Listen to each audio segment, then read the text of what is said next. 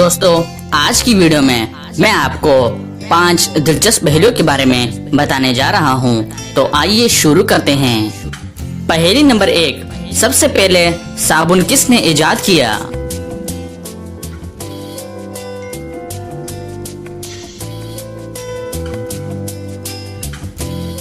सही जवाब है हजरत सुलेमान अलैहिस्सलाम ने। पहेली नंबर 2, वो कौन सी चीज है जिसे पीने से और भी ज्यादा प्यास लगती है?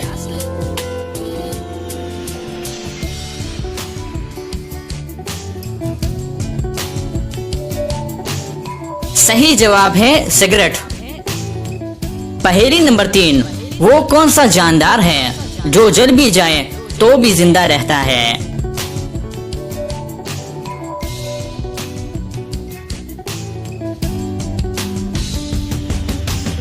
इसका सही जवाब है जुगनू।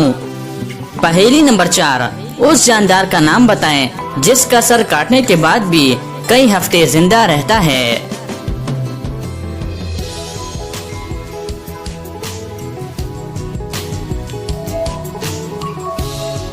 सही जवाब है कॉकरोच। पहेली नंबर 5, वो कौन सा दिन है जिस दिन दुनिया की सख्त से सख्त बीवी भी अपने शोहर से खुश होती है?